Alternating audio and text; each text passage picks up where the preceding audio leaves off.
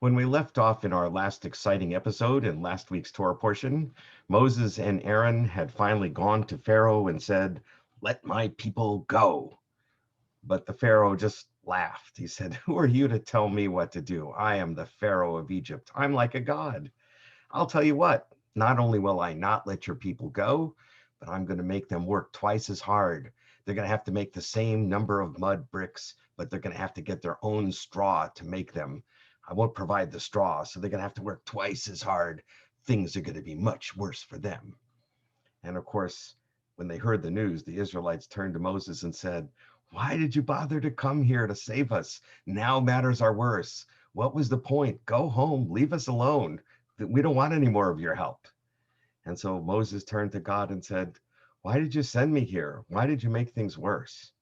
And that's pretty much where we left off in last week's Torah portion, on this cliffhanger of despair.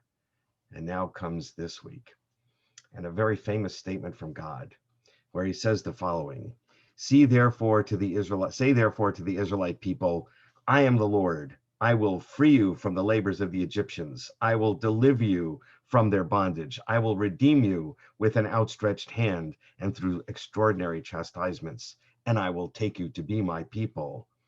And I will be your God, and you shall know that I, the Lord, am your God, who freed you from the labors of the Egyptians. So you notice I counted those four verbs. So he says, I will free you from their labors. I will deliver you from their bondage. I will redeem you with an outstretched hand, and I will take you to be my people. Four verbs. And it was based on that statement that we get to drink 4 cups of wine at the Passover Seder. It reminds us of those 4 ways that God promised us he would take us out of slavery in Egypt. So here we are, the beginning of the new secular calendar year, and we still have this coronavirus with us. Many of us are staying home as much as possible. Others of us may go out, but we hopefully avoid gathering in large crowds. We're still wearing our face masks in public. We're social distancing. We don't get to hug. We don't get to kiss. It's driving us all crazy. And we're turning to our leaders and saying, why did you give us this disaster? Let us get out of here. Where is God when we need him? Well, like the Israelites, we have to be a little more patient. We're going to have to wait just a little bit longer.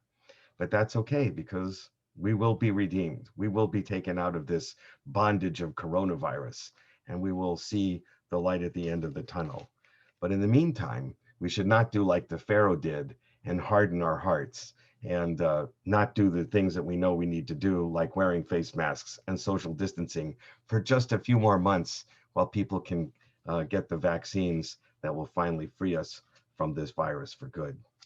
Anyway, I hope you will all join us this Shabbat online, or if you signed up to come in person at Beth Yeshurun. Friday night, Gabe Diamond and Rachel Stanietsky are going to be having their bar and bat mitzvahs. And then Saturday morning, Gabe will continue with his bar mitzvah, and Saturday afternoon, Rachel will continue with her bat mitzvah. And so we hope you will all join us for Shabbat services this Sabbath, this Friday night and Saturday. And we'll see you then. And remember, God will take us out of this. Shabbat Shalom.